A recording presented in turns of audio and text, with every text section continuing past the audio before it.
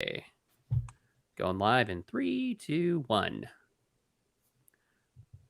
Hello, and welcome to the December 2nd edition of the AAPI GoCast.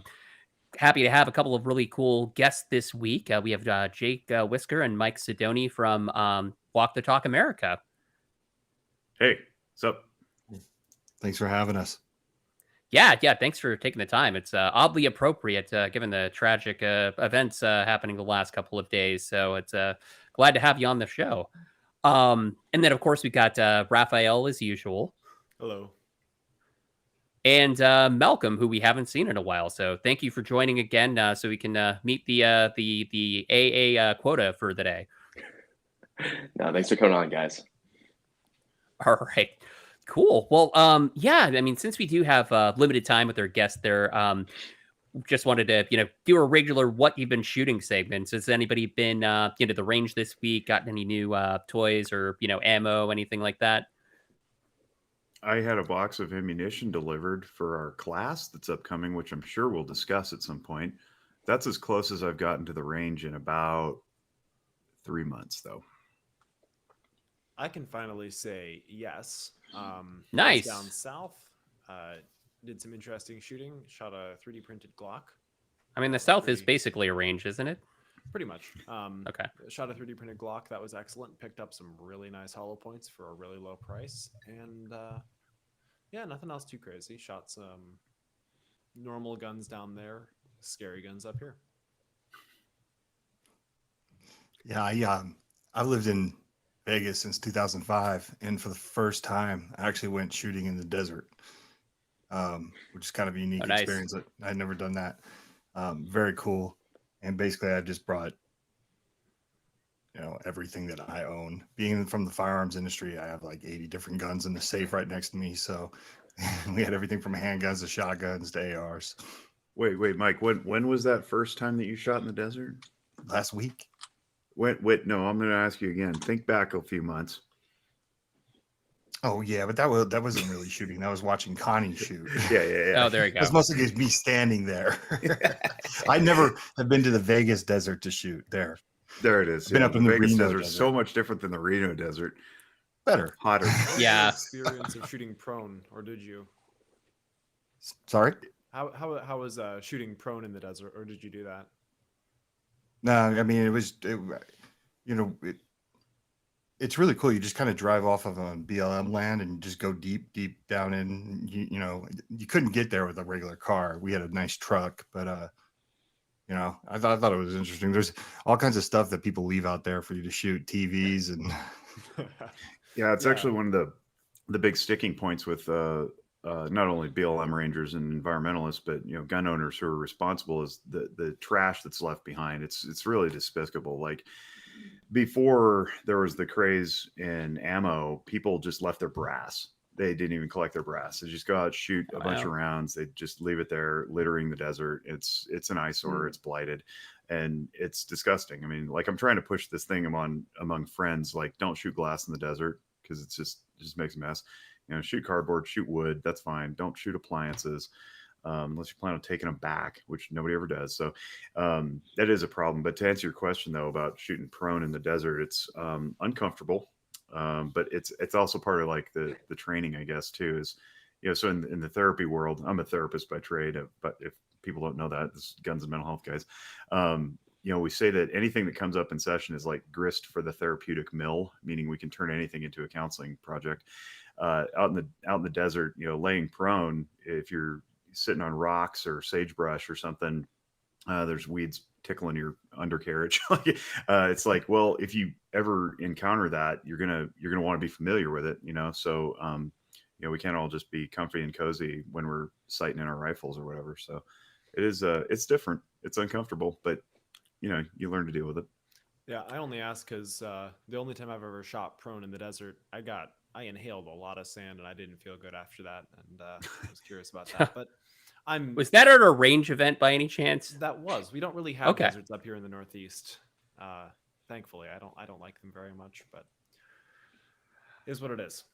Yeah, and in case you guys missed it, we had an event like around July, end of July, up in the kind of like high desert of San Jose, which is kind of nothing desert wise compared to Vegas or Nevada, but it was pretty deserty, and a lot of fun. Got to unload a lot of ammo and get some good training out there. Unfortunately, I brought a watermelon and I really wanted to shoot my Desert Eagle at it, but it was so popular that everybody ran through my one box of ammo before I got a chance to do that. So I just I ended up bringing the watermelon home without incident. Gallagher of the gun community. Yep. There's videos of both Malcolm and myself cackling while shooting that thing. Yeah. Hey, yeah, we should have shot that watermelon. It's a lot more sustainable than some appliances, you know? Yeah, and we should have just like dumped an AK into it or something. Cool. Yeah. So have you been shooting anything like recently, Malcolm? No, just busy with traveling, and that's always, a whole deal within itself when it comes to guns and shooting. So just been traveling. Haven't been too much going to the range. Yeah, I visited Reno again, where my parents live, for Thanksgiving, and went to Reno Guns and Range, and got to shoot a full auto AK indoors. So that was fun. First time I've ever done that, so it was satisfying. But I feel like outdoors is where that really needs to go. Yes. Did Like you actual desert. Did you instantly sprout the Adidas tracksuit, or did that come a little bit later? It came a little bit later. I actually went to the Lululemon outlet after that, so I was thinking about making an investment in shapewear, but it didn't end up happening in time for me to get to the range with it.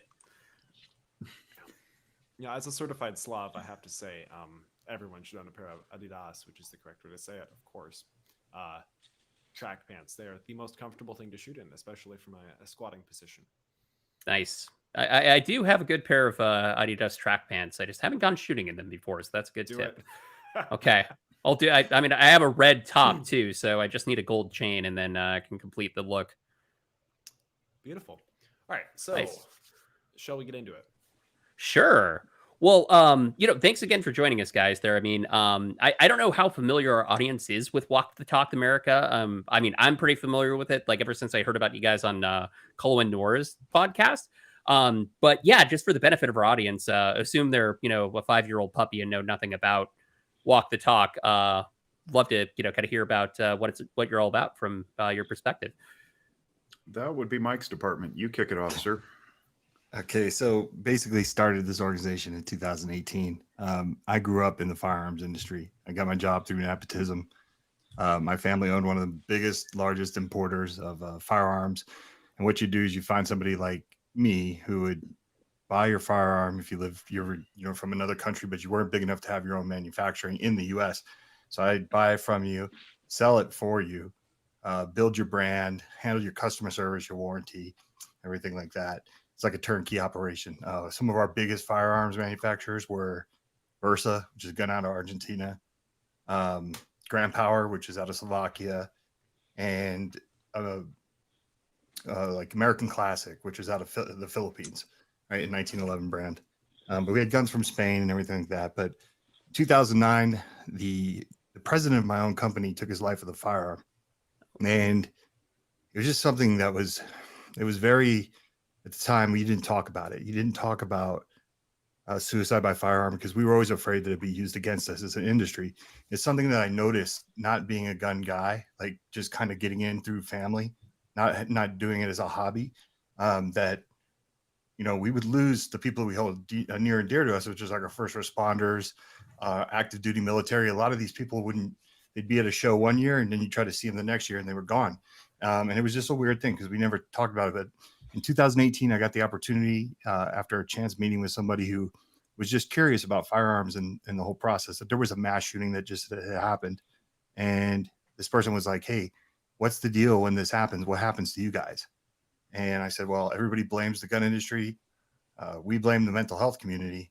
And then nothing ever happens. And she asked one question that changed my life and is the catalyst for starting the organization.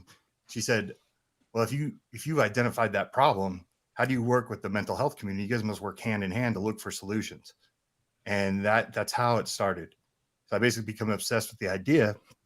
And I knew I needed to find a mental health organization that didn't it stayed gun neutral. Let's just say that, right? And I didn't even know if one existed, because I'd always just heard the horror stories about the mental health community and how they treated the firearms community and how we shouldn't trust them and they were all gun grabbers. But I came across position paper 72 from Mental Health America. And they start off with saying this is going to be an unpopular opinion, but we're going to stay gun neutral. We don't believe that removing the rights to firearms for people that battle mental illness is something that will work towards mitigating violence and, tragedy. And I thought, okay, I got to talk to these people. Like, this is super important. So basically, called up a lot of people in the industry that I knew that I had run this idea by. Some of them were my board members, like Coley and Noir. And I said, hey, I want to go do this. And they're just like, all right, man, like, we'll totally support you. This sounds like a great idea. But it basically started because I thought, hey, what if the gun industry donated money to the mental health community? And what could we figure out if we did that? Right? Because the mental health community was always saying, and even in position paper 72, they talk about, hey, with the lack of funding and how there's been cutbacks in funding over the years, it's harder to do outreach. Well, I thought, okay, let's take the easy way out. But if I go around to all the people that I know from the manufacturers and get everyone to donate, like, hey, $1 a gun. And that was the first thing I was going to do. I was going to donate $1 a gun. But I didn't know what that meant, right? And I just wanted to stop the next mass shooter. I just wanted to stop suicides. But unfortunately, what I found from the mental health communities, they didn't have the answers either, right? It's always that things like something needs to be done. We need to do something. Both sides say it, right? You get people in the firearms industry say it. If you get the mental health community, you just get regular people to say it. Everybody says, well, it forced me to look at the firearms industry and say, okay, we can't give legislation. And clearly just anyone could give money to mental health if they don't really have any programs or things like that can make a difference. What can we do as the firearms industry? What valuable space do we have? Like, what are things that we could do differently? And that's really what the organization has become. So, we do things like get free and anonymous mental health screening flyers in firearm manufacturers' boxes on ranges and gun stores. We train mental health clinicians, and this is where I'm going to segue over to Jake, because this is where he really came into the fold, and he's been kind of the leader in driving this program, which I think is really neat. So Jake, take it from here. Yeah, so I happen to be wearing a wristband too. Wristbands are something we give out that says WTTA.org/love. That's the website you go to take the free and anonymous mental health screening. So just to put a bow on that, and those flyers that have the web link are going into gun boxes. The first thing you see when you open the gun box is your warranty information and your spent slug or whatever, and right on top of there is our flyer. And it says mental health. It's okay to talk about it. And these are sitting on counters at retail stores and ranges, like Mike said. So it's a passive invitation to go get one's mental health, looked at. And my role is as the mental health guy. I'm a licensed marriage and family therapist here in Nevada, a national certified counselor. And I own and operate an outpatient agency called Zephyr Wellness here in Northern Nevada. And what I did when I met Mike was I happened to be chairing my licensing board at the time. So we all have these licenses to practice or whatever. And I had been instrumental in making some legislative change in Nevada. And it put me in touch with a lot of different clinicians of different professional stripes. We'll say, social workers, psychologists, drug and alcohol counselors, and of course, marriage and family therapists. And during that, the course of that, some of the work that we done was directed at continuing education credit. So when you renew a license, you have to prove that you stayed atop the field and you studied up and you took these continuing education courses, some of which are in cultural competence. And so when I met Mike, I happened to be hosting a podcast, which I still host, called Noggin Notes. And it's a mental health podcast. And I thought, wow, guns and mental health. This is really cool. They should be on my show. So I reached out to Mike and we had the show. And afterward, I was like, what we need to do? We need to teach practitioners, my people, the cultural competence that comes along with firearms culture. And it can be good for continuing education credit. And I can talk to all the other licensing boards and we can get them to authorize this for, continuing ed credit for not only cultural competence, but also suicide prevention. We'll integrate all this stuff. It'll be really rad, right? And so the idea was born, and that was 2019. And I can't go without saying that the person who connected me to Walk the Talk in the first place was a very good friend of mine since college, Jordan Slotnick, who runs Reno Guns and Range, the aforementioned facility in Reno. His mom owns it. Love that place. Yeah, it's great. They're premier. They're elite. They do everything the right way. Very clean, very friendly, very knowledgeable, very safe. And so Jordan and I had talked about this for quite some time, many years, in fact, about what do we do to connect the two communities, and not with the precision that Mike just laid out at all, but just kind of like it seemed something was missing. And one day he just texted me. He's like, "Hey, have you heard of Walk the Talk America?" And I look them. It turns out it's Mike. And I was like, they should be on my show. And so that's how it all came. So credit to Jordan and Reno Guns have been, those people have been such great representatives of our organization, such great supporters that, I have to give them a plug. So, long story short, we've offered several courses now for practitioners, and we've touched more than 400 people now who have come through our beginning and intermediate courses. And now we're going to do the first ever advanced course. So it's a 3-part course. There's 3 hours a piece. And the advanced course now is going to happen in just a couple of weeks from now at Reno Guns. They host the events.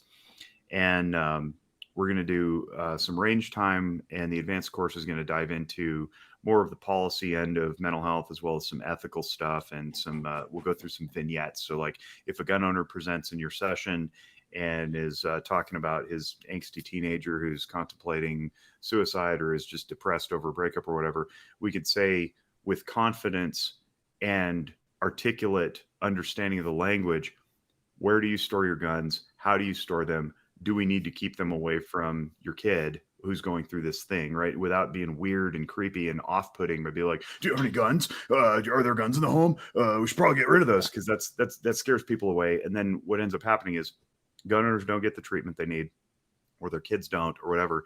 They bottle this stuff up and then they take their own lives. And that really is what Walk the Talk is at its core. Is it's a suicide prevention organization, and specifically suicide by firearm. And I want to drop some statistics real quick for the listening audience. I'm sure you've all heard this before, but with latest information that we have from the CDC, which is where we go for all our data, say what you want about their policy decisions, but they do keep very good data.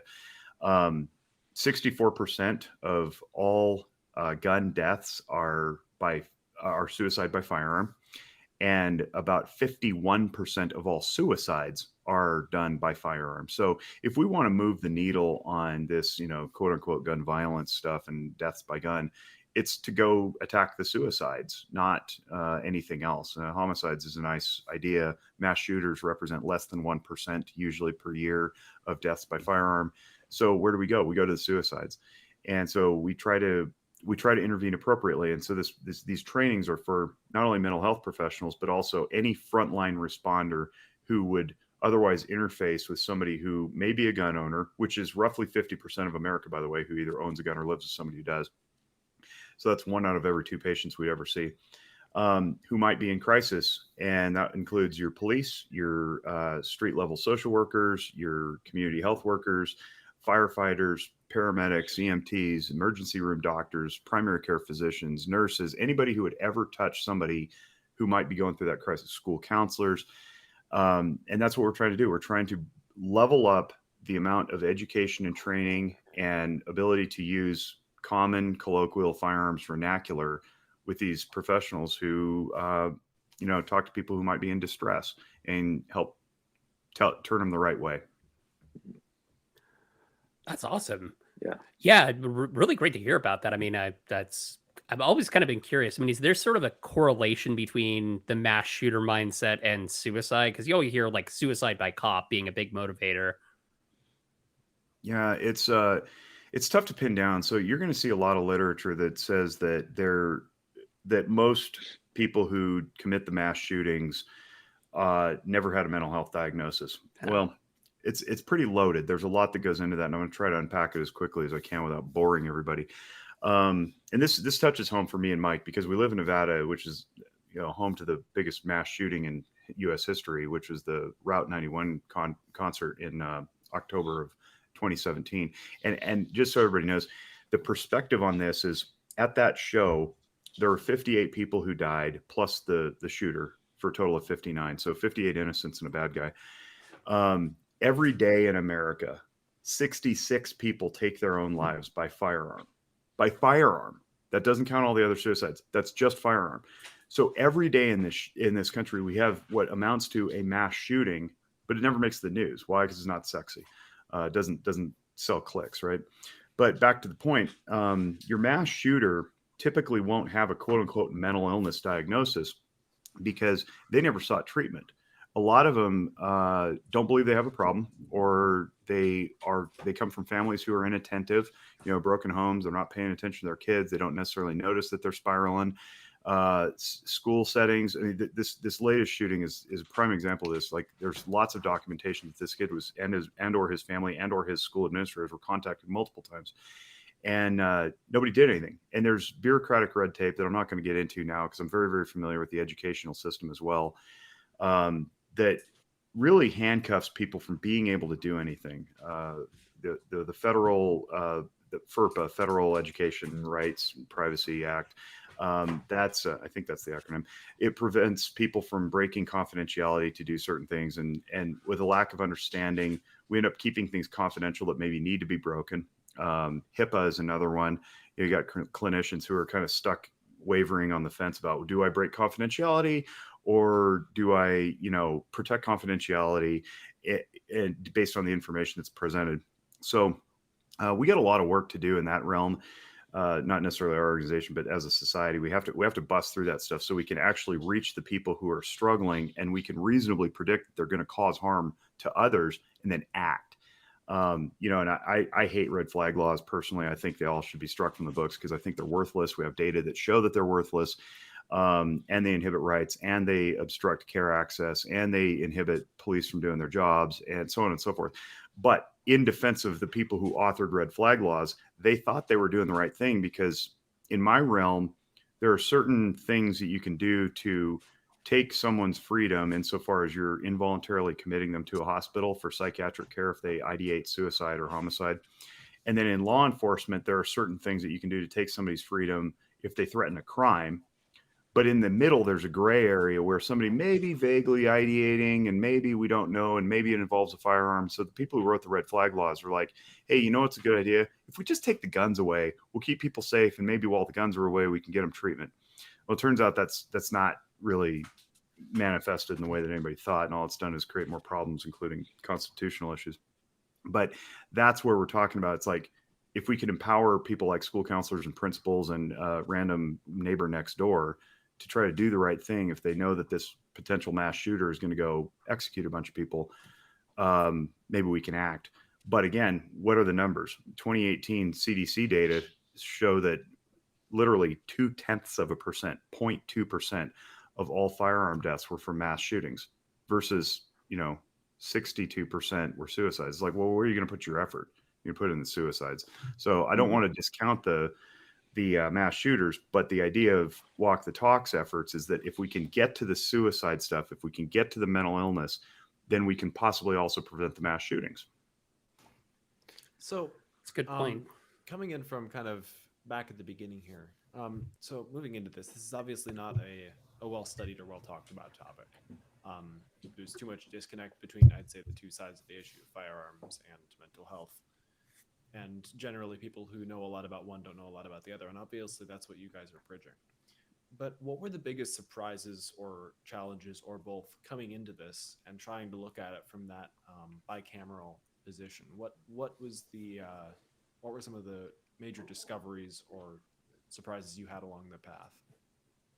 For me, the biggest discovery was that the mental health side didn't have any answers. I was in a position to where I was super excited, and I was running out and calling all these other manufacturers, and I was like, oh, we could be the good guys for once. Like, we'll be able to just pool our money. And, when the gun industry has good years, they have good years. And going there and having just some of the most decorated mental health professionals say, I need you to focus on suicide prevention, not mass shooters. Right? Like, that was a shocker to me, because I was like, no, I want to do suicide too, but I also want to stop the next mass shooter. So finding out that stopping the next mass shooter is literally like finding a needle in a haystack. It's just very difficult. So that was a big surprise. Now, my biggest challenge, I would say, it's funny because I always thought that I was going to be looked at as like somebody that you know, you show up to mental health conferences and things like that, and you're considered the gun guy. You know, I was prepared to get a lot of pushback. Thank God I've never gotten that. That's worked out really well in my favor. But I mean, some of the biggest challenges is our side. We have a tendency, because we're so like conditioned by what the NRA rhetoric was, like gun grabbers and the mental health people, that if you hear suicide and firearm in the same sentence, it's like, stop blaming the gun. You know what I mean? And that's the biggest challenge is more from our people, is trying to explain to them, no, we're not giving up any rights. We're not backing any legislation. We're actually just looking for solutions. This is, for one, something you could be proud of. You know, you pry it from a cold dead hands, but now you're also doing something. You're being socially conscious, right? You're actually doing stuff to prevent suicide and get people the help they need when they're in crisis without fear of consequence. Like, this is something our industry needs to be proud of. And that's been the biggest challenge is getting some of the, you know, you say like the old timers that are just ingrained in that whole belief system. Like, you can't talk to those people. They'll touch you on the arm and you'll become anti-gun, you know, those things. And how much of this do you think might be generational? Because I'm Gen Z myself, and my generation's obviously both very into guns and much more conscious of mental health issues than, say, baby boomers. So do you think there's any kind of generational rollover that's happening and helping there, or is it more a cultural shift in general? I don't know, Jake, what's your opinion? I mean, we were just at San Jose State. We didn't get any pushback.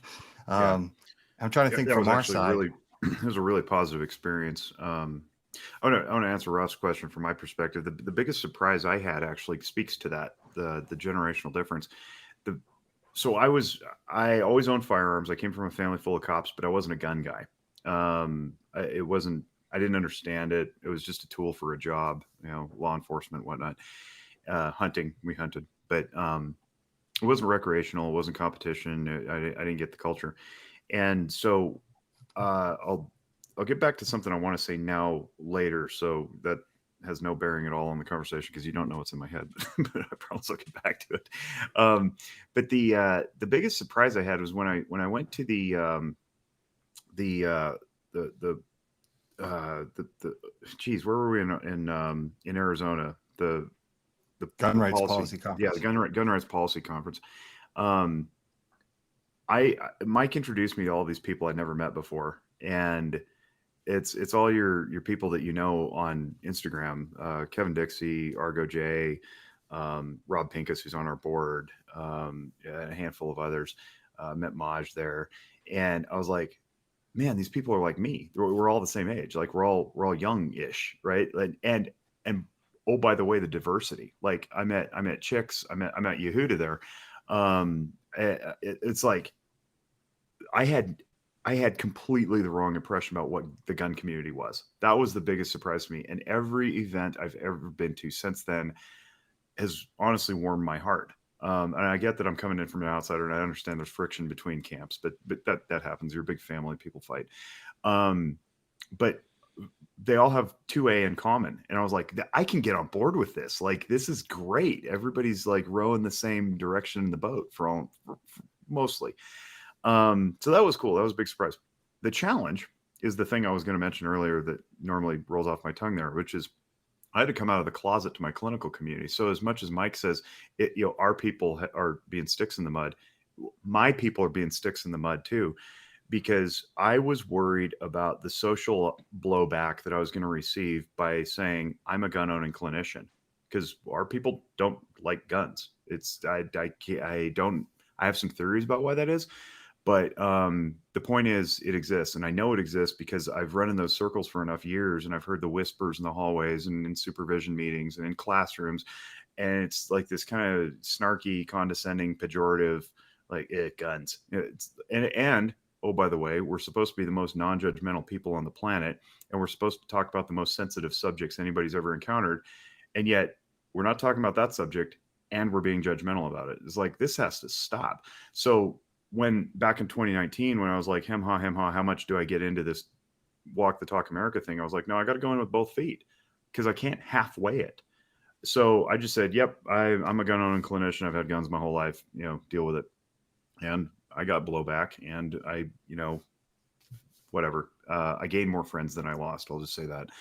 So I'm very proud of the work that we've done. However, for as many people who have taken our course, we're trying to build this registry on the website of gun-friendly clinicians or practitioners, and they're just not signing up. And I think it's probably because of the stigma. Nobody in my community wants to be seen as a gun owner because their own peer colleagues have just mouthed off forever about how guns are the devil or whatever in their little private circles. So to me, that's very sad, and that's the challenge, and that's where work has to be done. I could definitely, yeah. I could definitely see that. My very first Mhm. big boy job, I guess, was I was data engineering for a disability advocacy company. Yeah. and And I'm a we were Silicon Valley in the tech industry, so like case in well, point, it's like we were in an inner city area, and I couldn't mention a thing about what I did on weekends.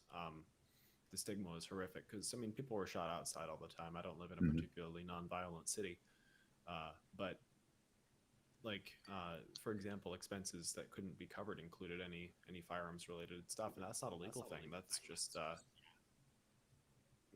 was because of the sentiments of that organization, and that kind of Right. opened my eyes to like the I guess in the caretaking or care or not, medical services industry and community, the kind of Helping stigma around that. professions, we call them. Yeah, I'm not familiar enough. I got out of that sector as quickly as I could. I don't blame you. well, yeah, case in point, like one of our biggest members behind the scenes is an EMT basically, and he like, sort of is just very hesitant about like coming on because of that. And it's understandable because it's like there's a stigma in a lot of different fields, I feel like, and it's kind of Well, unwarranted. Yeah. I'm not going to EMTs out him, no. but you know who I'm talking about. EMTs are more often packing than not, especially my wife's an EMT. She's non-practicing, but where she grew up, it's really common to see EMTs carrying because sometimes there's not going to be a cop there when they get there. But EMTs are an exception. Those guys are really tough.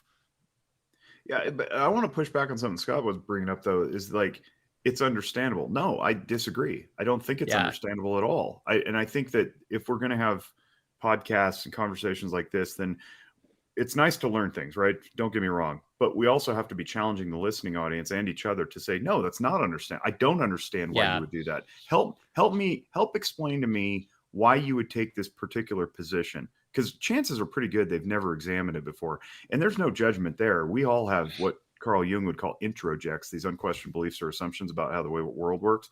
And then we like anchor ourselves to them, but we need to examine them. If we want to return to them, that's fine. We can return to our beliefs and hold them, as tightly as we want once we've examined them. But a lot of them, I think, are completely unexamined, but we hold tightly to them anyway. And then when somebody challenges it, it's like, hey, not all gun owners shoot people. What do you mean? Like, well, I'm one of them. Oh, cognitive dissonance comes in. So I would like to have more of that kind of conversation where you go, you know what? No, that's not acceptable. It's part of what we teach is getting rid of the use of the word safe when it comes to storage. You can be safe in a lot of ways, but the word safe has been watered down over the pandemic. And it's also very subjective in its definition from person to person. So when we're talking about storage, we're trying to introduce the definition that says responsible storage, not safe. Responsible storage is preventing unauthorized access. Well, what does unauthorized mean? Anybody who's not supposed to have that gun, including possibly the owner in a time of mental illness crisis. If you're drunk, you should not be accessing your guns. If your child is not, well, even if they're 16 years old and they take guns out and shoot them with you all the time, if they're not well because they just had a breakup, they should not be accessing the guns. The neighbor's kids should not be. So, we want to start challenging these concepts that have been handed down. It's like, I'm a safe gun owner. I learned this from Mike and from Rob. Like, everybody in the gun community thinks they're the safest people on the planet, and they largely are. But where do you store your guns? Are they stored responsibly? It's like, I'm the safest person on the planet. I got 7 guns all tucked under pillows and, mattresses, and they're loaded and chambered. Anytime ISIS wants to kick in my window at 3 a.m., I'm ready to go. It's like, you have children in the house. Like, what exactly. are you doing? Well, it's kind of funny because like the only reason I was able to convince my wife, I'm a relatively new gun owner, just bought my first firearm like year and a half ago now. Welcome. Almost 2 years ago. And like the deciding factor was Voltec. I mean, not to shill for one company, but it was like, I was able to show her, wow, this is very quick and easy access safe, I could put it in there and keep everything separate and still be able to access it if, something unfortunately terrible happens. And that was like a big deciding factor for her. Mike's got a great phrase on that. You want to share it? I learned from you. Basically, train as hard retrieving your firearm from your safe as you do training with your firearm. It's like, for some reason, like as gun owners, like we'll brag all day long, like how much training we do and train. And then for some reason, when it comes to getting it out of the safe, it's like, well, it's got to be ready. It's like, no, you could literally train just as hard retrieving it. Like I have a safe right here that you guys can't see. It's all camera, but it's got the push code. And I sit there all the time when I'm on the phone talking to people, and I just run my fingers over it. I could just do it in my sleep. You know what I mean? I could do it in the dark. Yeah. I do that, honestly. It's kind of weird, but it's like I've got a Mantis Tech thing on my thing, and then I just like go do and then pop it out and then just like, practice in my room. So Jake, you're saying that because there's that stigma with guns among like the clinician community, they don't know how to give the correct or the best recommendation for their clients, for their patients, because they're not familiar with it. Is that what you're saying? Yeah, it's not always a stigma. It's just an ignorance too. I mean, so let's think about it. Like 47% is the latest poll that I saw. 47% of Americans either own a gun or live with somebody who does. So I say, roughly half your clientele is going to be, exposed to guns. Well, that means the other half isn't. And for some reason, a higher percentage of those people land in our field. And so they just don't know. And that's fine. Not knowing is fine. There's lots of stuff we don't know, but you got to train up for it. So if I don't know about a certain demographic, and roughly 1 out of every 2 people might be in that demographic who walks through my door, I better damn well train myself in understanding that demographic. So what I want people to do is to learn common language that is used among the gun community, but also to presume that, especially in Nevada, certain geographic areas are going to skew that percentage higher or lower. San Francisco, much lower. Rural Nevada, much higher, right? So I'm telling people to presume that the person who walks through the door has guns, and don't bring it up. We don't bring up anything else awkwardly or unnecessarily just because we're uncomfortable with it. We don't ask about somebody's, STD status unless the person brings it up. That's what we're taught in counseling. Like, don't go there unless the client goes there. But if somebody says, hey, I'm worried about my teenager who's, just failed in a big exam and got dumped by his girlfriend, the first question out of my mouth would be, do you think there's depression or suicidal ideation? And I do that purposely because it gives them an option. I don't want to just hit them with, like, do you think he's suicidal? It's like, it's really heavy and people don't know how to answer that. They probably haven't asked their kid, but I'll give them an out. It's like, do you think he's depressed or suicidal? And they're like, he might be suicidal. Okay. Even if he's depressed, I still get to ask the next question, which is, where are your guns stored? I don't ask, do you have guns? I ask, where are they stored? Because there's a presumption that they own them. And instantly that creates rapport with the person with whom I'm speaking, because they go, oh, this guy presumes I own guns. He might own guns. Well, they don't know if I do or not, but I'm presuming they do. And then they go, well, they're in wherever they are, right? And then if I'm competent, if I've taken the Walk the Talk America courses, I can follow up with something like, who has the combination to the safe? Does your son have access, right? And look them straight in the eye and not fidget and fumble and be awkward about it. That's what I want to have happen. Again, back to suicide, right? We're not interested in teaching people how to red flag their patients. That's despicable. For clinically, for a bunch of reasons, including that's not the first thing you go to. But we want to teach them how to be responsible. It's about education, not restriction. Yeah, that was long-winded. I hope I answered it. That makes total sense. Like, I'm kind of curious though. Like, unfortunately, with this, Oxford mass shooting, parents bought a gun 5 days before it happened. I mean, would a safe be the answer in that case, or would it be just like, okay, don't buy the gun, or if you already own the gun, take it to an FFL who's like willing to store it for you when you know that you have a child or family member in crisis. If you don't have a safe, get a cable, get a padlock, put it through the action, and lock it. Well, it comes with it, right? It's going to come with it. You have to. It's federal law. I buy my guns used, but Yeah, Right. there you go.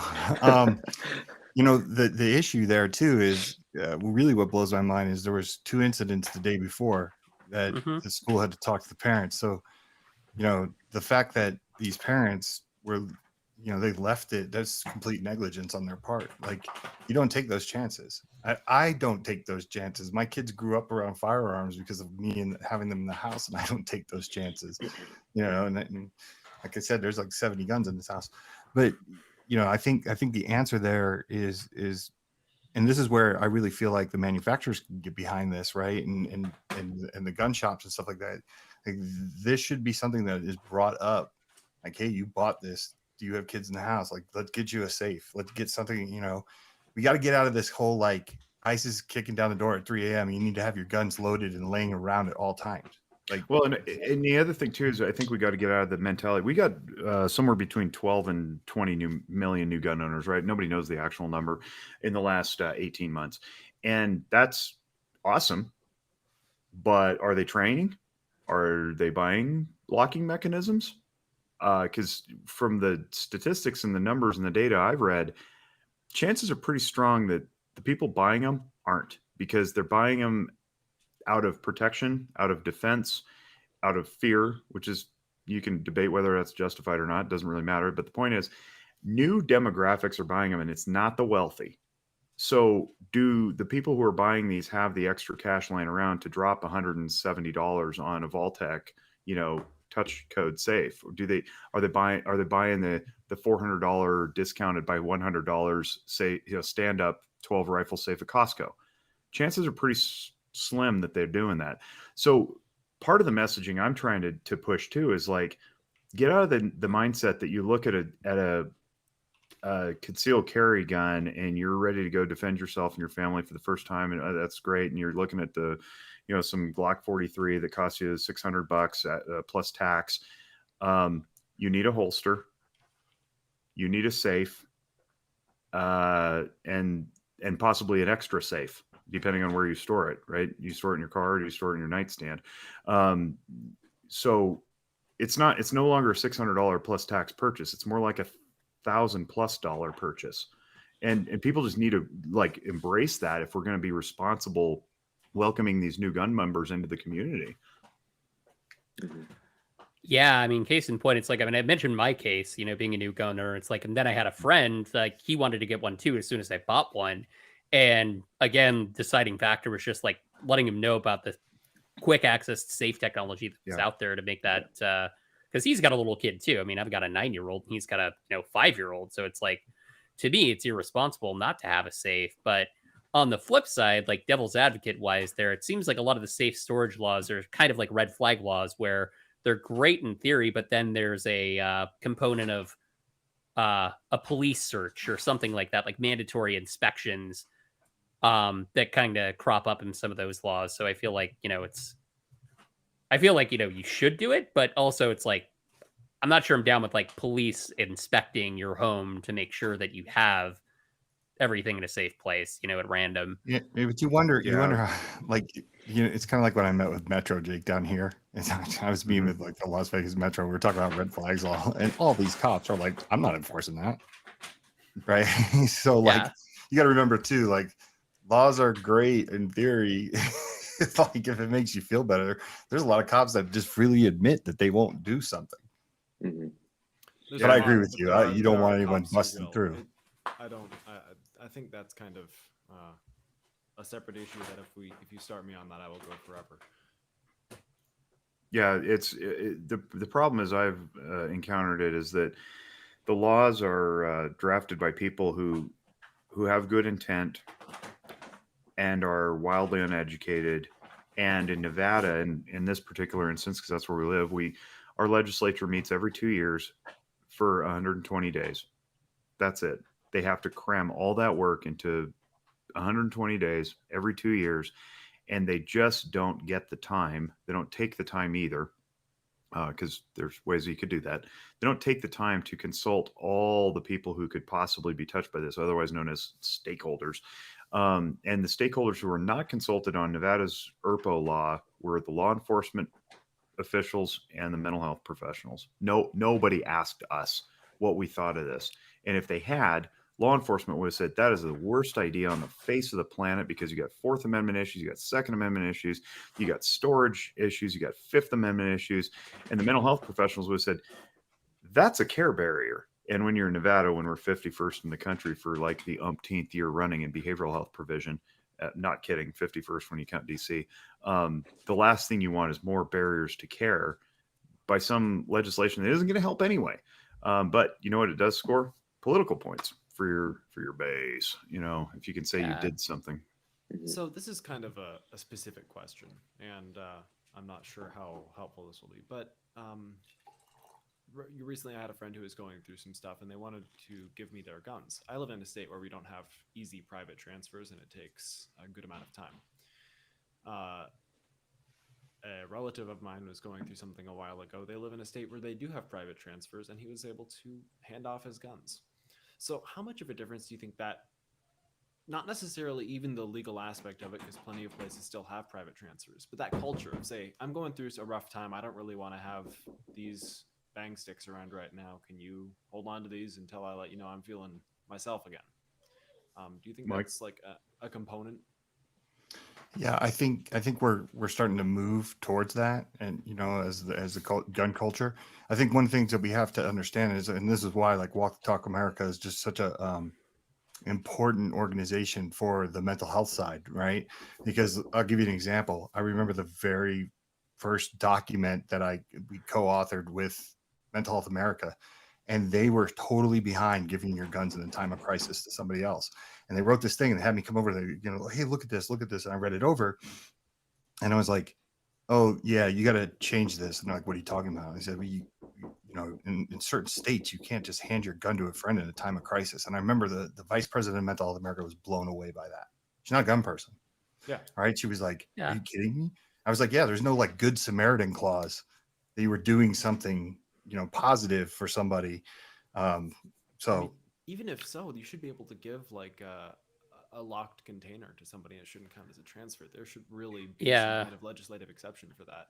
Or like an FFL or a gun store or something like that. Because I mean, it's like, But then you have to go talk to your FFL. You have to have say, a really hey, good relationship. Yeah. I want you to hold on to them until I feel better. Yeah, but don't put them in your registry. Yeah. Yeah. I teach on this because in Nevada, the ERPO law and the ERPO, for those of you who don't know, is Extreme Risk Protection Order, otherwise known as a red flag law. So it's like a protection order, like what we call a restraining order. It keeps people away from each other. This protection order keeps guns away from people, right? But it was passed at the same time as the transfer law was passed. And the transfer law does, in its defense, it has an exception for times of crisis. And it reads something to the effect of, so long as necessary, immediate, applicability, that kind of thing. But nobody bothers to define those adjectives. We don't know what immediate is. We don't know what so long as necessary is. And so what it does is it casts this chilling effect on what you guys refer to as the Good Samaritan portion, where it's like, I don't know if so long as necessary to alleviate the crisis. It's like, is that 2 hours? Is it 3 days? Is it 3 months? I don't really know. And that all the while you're holding this person's firearms without a background check, which costs money, by the way, and time, and is a pain. And if there are many guns, you have to, register them all at your FFL or whatever. So it just acts as a chilling effect to deter people from doing the right thing. Here's what WTTA has come up with. And credit to Rob Pincus for this. Take a significant part that does not constitute the gun. So an unserialized portion of the gun, like the bolt carrier group, or the slide, or the bolt itself, or the firing pin, or some other mechanism, right? And the idea is to create time and space. And Mike will talk a little bit about Cause a Pause, which is a cool campaign, but it's creating time and space in that moment of crisis. So if I go over to your house, Raph, and you're in crisis, you're like, I'm just not doing well. I think I might do something that I'll later regret. I'll be like, cool. Where are you? New York? Yeah. Yeah. We're not allowed to even like look at each other's guns. So like, here's what you can do.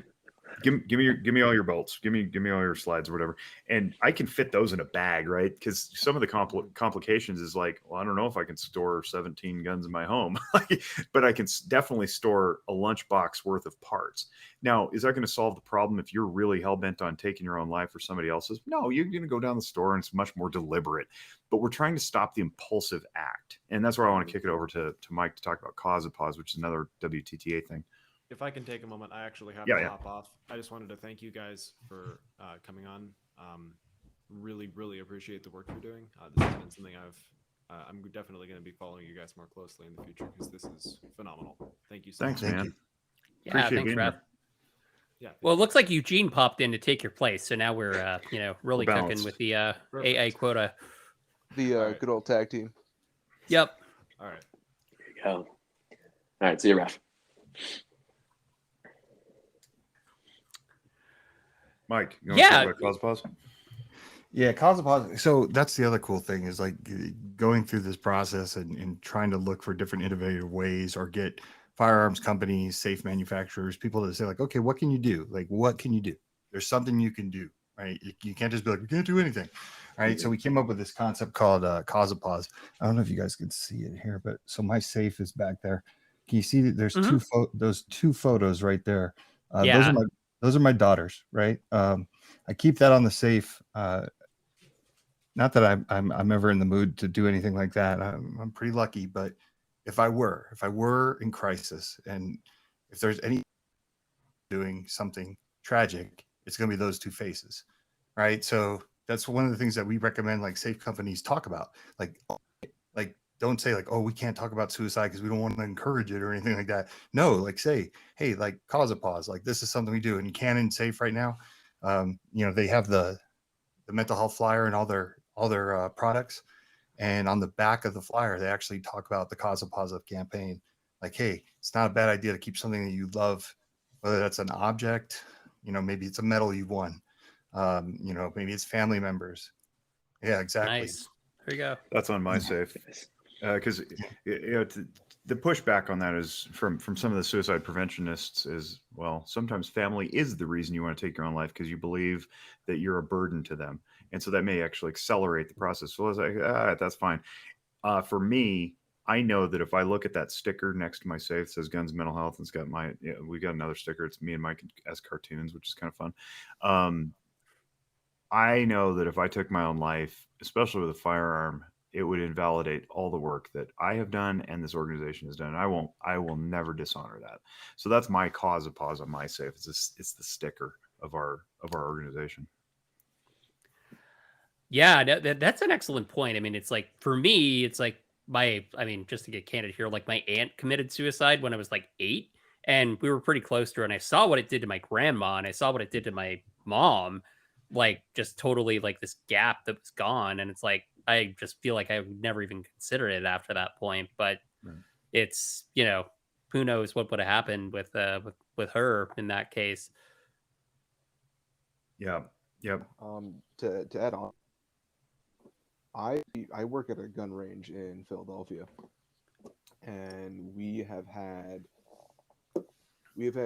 more than enough suicide attempts happen at the range, and so like that's one of the reasons why pretty much almost every range has a policy in which if you are by yourself and you do not have your own firearm with you, we will not rent you a gun. It doesn't matter like how hard you argue, it doesn't matter like how aggressive you get with it, but it's just one of the steps that we've tried to take in order to reduce the amount that happens there and maybe like make people reconsider. That's really cool. You know what we need to do? We need to get you guys some flyers to stick on the counter. Yeah, totally. I have some right here, actually. Here, I'll show it for the camera. So it on the front side it says mental health. It's okay to talk about it. And then it says little things like, as firearms owners, we need to take responsibility. And on the back side, if you know some people in your community who are mental health professionals who are 2A friendly and, gun competent, you can have them stamp their stamp there or like put a sticker on. And so it's basically a free plug that says, hey, I'm going to be here if you gun owner want to come and get some treatment. So these are really, you missed the first part but it's a passive way to invite people to check on themselves. And if you put it in at a gun range, it's like you're like, what is that doing there? It's Yeah. like automatic credibility. I was very excited to when I heard that you guys would be on, and the main reason for that is like personally, being introduced to firearms only like a couple of years ago and really getting into it. Um, One of the kind of pieces of rhetoric that you always hear is, oh, guns are the cause of so many deaths per year, and they don't. People, whenever they use that rhetoric, don't really ever go into the specifics of it when they talk about the breakdown, because of course majority of it is suicides, and people will then say, oh well, if you ban guns then people stop killing themselves with guns. Yes, but if someone is at the point in their life where they are ready to end their own life, the tools aren't going to change whether or not they go through with it. Right. You can play the numbers game and try and reduce in this area, but you're not going to change the overall. You're not getting to the root cause of it. Yeah, So it's like you guys were on. I was just that's like, why I don't "Fuck, like this is I don't great. like This red is flag really cool to laws. talk about." Yeah, I think it was Connecticut was the first red flag law. It came out in 2009, but New Jersey was the one that was like right after it. And New Jersey's data, people love to trot that out and say red flag laws work because gun suicides were down 40% over the next 12 years or whatever. And it's like, how is your overall suicide rate? Oh, it went up, just like the rest of the country.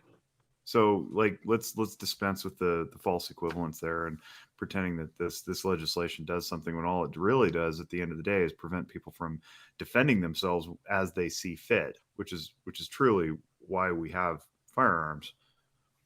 Yeah, Eugene, we have to say that all the time when we speak. I think we said that at San Jose State last week or 2 weeks ago. Is like we're not here saying that we're going to stop suicide by any means, and that's kind of a dark comment, right? Mm-hmm. But what we're trying to do is do our best to get the firearms industry to be proactive, to get where the alcohol industry got with DUIs, and do our best to stop suicide by firearm. Well, I'm kind of curious. Like, I mean, how has the reaction been to the like? Have you worked with like the anti-gun establishment, like Everytown or Moms Demand Action? Have they been receptive to that, or are they just so anti-gun that they don't want to listen to another perspective?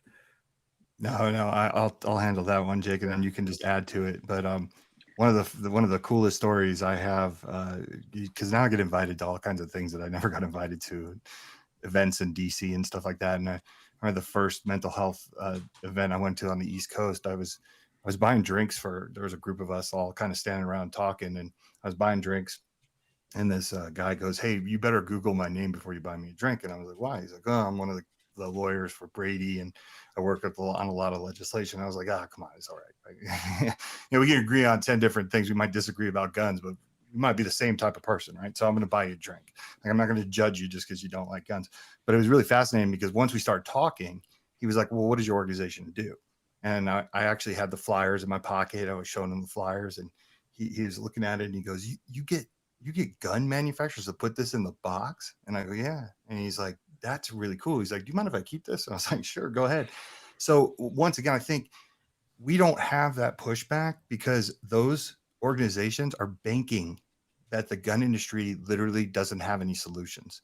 They want you to, they're so confident going up against us because they think we're just going to be like pry it from my cold dead hands and end the conversation. Yeah. That when you blow them away, when you offer all these different solutions and they're like, "That's a great idea. This isn't rocket science, man. Like, this is just about me reaching out across the aisle and just being like, look, we can't give you legislation. What can we do here? Let's get creative." And I think that helps. And Jake, I mean, we just did something with Moms Demand Action. We spoke at the same event as Moms Demand Action, and Jake and I were up there talking. And if you read the article, which we will send to you, the article that the local newspaper put out on it, the lady from Moms Demand Action literally says, "I'm so glad Walk the Talk America was there because they drew the conversation back to suicides." Yeah.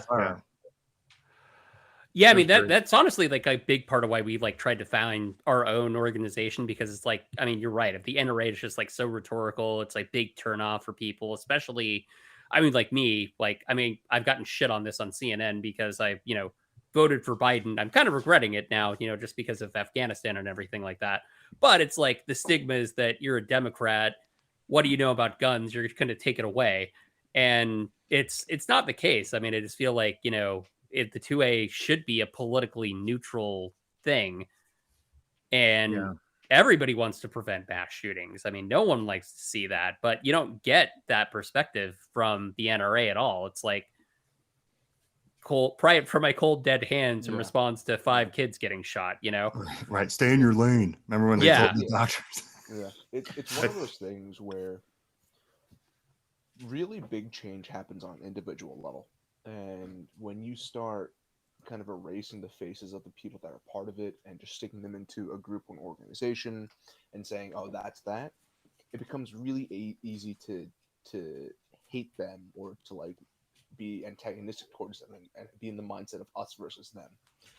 When in reality, you know, these overarching organizations may have a problematic message or method, but the members in it don't all subscribe to that theory. They Yeah, may believe in the core principle and think they're doing what they can do in order to affect change, and being part of this organization gives them some kind of boost or some kind of ramp for them to build off of. Yeah, it's why I spend a lot of time talking about identity and how we should hold loosely to our what we think are our identities, because we're very deep as human beings, and what we don't want to do is put labels on people. Those labels are very limiting, they're very defining. And what are we defining them as? Well, we're defining them as what we see, not necessarily what they are. And human beings being so varied and deep and complex and eternal, full of eternal potential. To put a label, whether that label be your job title or the demographic you house or reside in, or the political party you affiliate with, is in and of self limiting, and it therefore confines you. And I don't want to be confined, and I don't want to confine other people. And what I've found very interesting through this journey is that the broad diversity of people who are in the gun community is nothing like anything I've ever seen. Now, granted, I was born and raised in Reno, Nevada, which is not exactly the cultural, breadbasket of the world. But I've found that there's so much more in common than there is different. And so I've, even as a clinician, I've been very well trained to meet people where they are and honor whatever they bring to the table, and then teach that to others. But even through this process, I found myself evolving to, realize that I didn't have a clue about what it meant to be part of the gun community. Randy Meehan, I'll give him credit for this, from Liberal Gun Owners. He and I were on a call one day some time ago, and he's like, who's going to change all this? It's us. It's our generation. It's not going to be the big 3-letter organizations that we're all familiar with. It's going to be AAPIGO. It's going to be Black Guns Matter. It's going to be Guns for Everybody. It's going to be 2A for everyone. It's going to be GAO. It's going to be all these little. It's going to be LGO, LGC. It's going to be all these other very diverse organizations, and it would be cool to get one umbrella again, because that's how you really make change and how you have a big voice.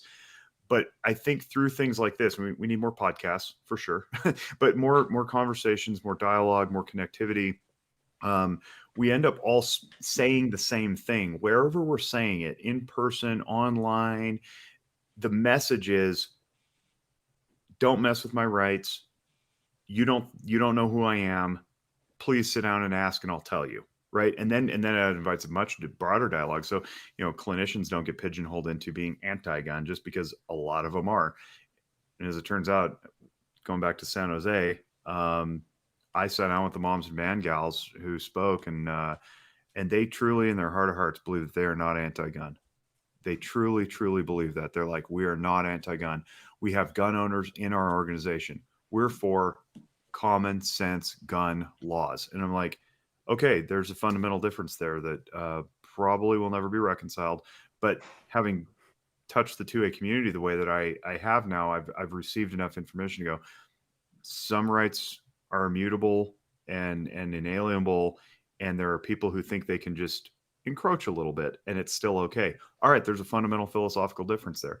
We can talk about that. We don't have to scream at each other. We definitely don't have to put labels on each other that are very limiting, because those people still bring something to the table. At the end of the day, we all want people to stay alive and not die prematurely. So what's the best way to do that? I don't know. We can still keep talking about it. We think our way is, liberty and education, not restriction. They think theirs is legislative. All right, that's fine. But let's talk about it at least. Let's not continue to do the us versus them that you talk about, Eugene. That's very contemptuous. It's very divisive. It's very toxic, and I don't want that in America. I don't want that in my life. That's what I fight as a clinician. I want love and peace and tranquility. Yeah, and to be able to sit at the table, because there's a lot of meetings that I'm involved with at organizations like Convergence, where there is every representative from whatever walk of life, right? Gun neutral, whether you're pro-gun, or if you'd say like the Brady and Moms Demand Action and Everytown people and the Giffords, who Jake's right, like they honestly don't think they're anti-gun. It's really funny. And I guess, just like we can't stereotype all of them, in many cases they aren't, right? Like there are gun owners in those organizations, but maybe some of them don't believe you should own ARs. But one of the reasons why it's so important, because Jake and I took so much flack for going to San Jose State and speaking at a Moms Demand Action event. It's so important that we go, because we don't give them the opportunity to totally control the narrative. So you have a bunch of students, hundreds of students just sitting out there watching us speak, and we're able to go first and talk about these things. And if we're not there, they could say whatever they want. Yeah. Right. So we're there. And then the other thing too, and the reason why I love being part of these groups is, like, I'll give you an example. Like one of the girls from Giffords on one of the panels that I was on one day was, bragging to the group, because we all had to introduce the things we do, is all like our humble brags on everything we do as organizations. And she was so proud of the work they'd done on red flag laws. Well, she's saying this in front of 30 different groups. So I just chime in and I'm just like, hey, nice job with your work. I'm glad you want to save lives. We want to save lives. If someone puts a red flag on me and it's unjust, it's false, I'm the definition of privilege. Like, I got my job through nepotism in the firearms industry. I could take 3 or 4 days off. I could hire a good lawyer. I said, do you have anything in there for the single mother from Compton who works 3 jobs, who can't take off anything to go fight for her rights? And of course, she's like, no. And then you have all these other organizations chiming in. Hey, Mike makes a good point, right? So we don't get to do those things if we're not there at the table. Yeah, I agree. I mean, that's an important part of, like, us too. Like, I kind of like to think of us as like trying to, I don't know, be a source of like being at the table, as opposed to just being the typical kind of, far right organization that's just parroting all the same talking points. Kind of comes from just being, a younger generation, more open on the social issues and whatnot, and just being there to talk, to your point. That's the idea, that multiple ideas can occupy the same space. It's not mutually exclusive to be a Democrat and a gun owner. What? Yeah, no. Look at me. Yeah. I'm right here. I'm it. Like, now reconcile that in your own mind. Yep, me too. Yeah. Cool.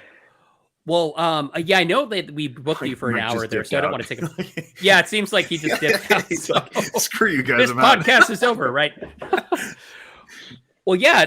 I mean, I think it's a good point to leave it, since we're on for an hour. But like, Eugene, Malcolm, any other like questions you have, or any final thoughts?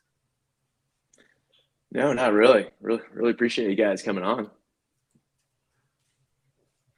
I mean, honestly, the only thing I wanted to say, probably heard it a million times. We're going to hear it a million plus one.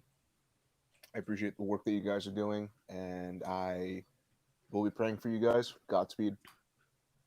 Thanks, man. I accept that. I appreciate it. If you guys want to learn more, obviously the website, WTTA.org, walkthetalkamerica.org. But then my company, Zephyr Wellness, we have a YouTube channel where it's got one guy on it. It's me, but we have a YouTube channel. But I do videos about psychological concepts and that kind of thing. And the WTDA website has a link to this, but also the Zephyr Wellness, zephyrwellness.org. You can find this series of emotional functioning videos. Emotional functioning is very important to me. I think it forms the foundation of how we interact with the world, how our brains respond to environmental stimuli. And from there comes all of our ability to deal with things mentally. So if you want to learn more about your emotional functioning, I'd invite people to watch those videos, and you can email me with questions or whatever. I'm pretty accessible. Awesome. Awesome. And where can our listeners follow you guys on social media? At Walk the Talk US on Instagram, Facebook, and Twitter. It's all the same handle, at Walk the Talk US. So, and I'm Jake. There. Yeah, he's, what are you, Sodini Mike? Mike Sodini, Mike _ Sodini. Yeah, and I'm Jake Whisk everywhere, JAKEWSK, and the last name's pronounced Whiskertion for those of you who are curious. Yeah, but you just go to the Walk the Talk site. Everybody's linked there. Yeah. It's easier to Sounds find us good. individually from there. Awesome. That's Well, yeah, thanks guys for, showing up on the show. This has been one of our best episodes. I feel like just a lot of really great information for audience. So really can't thank you enough for popping on. Yeah, I appreciate being here. I love anytime I get to share stuff with people. My whole mission is I want to get people well. I want to live in a healthy community where my kids don't have to get bullied on the playground. I don't have to watch couples arguing in the middle of the grocery store. If I could work myself out of a job, and I'd literally do anything else to pay my bills if it meant that I lived in a happy, healthy community. So the more people who get exposed to this stuff, the better. So I always appreciate the opportunity. I'm humbled. Likewise. All right. keep Cool. fighting. It's a Well, good fight, guys. Thank you so much. Yeah, for sure. Thank Really you. appreciate it. Yeah. Well, and thanks everyone for listening in live and on the podcast. This has been the December 2nd AAPI GoCast, and we'll see you next time. Thanks.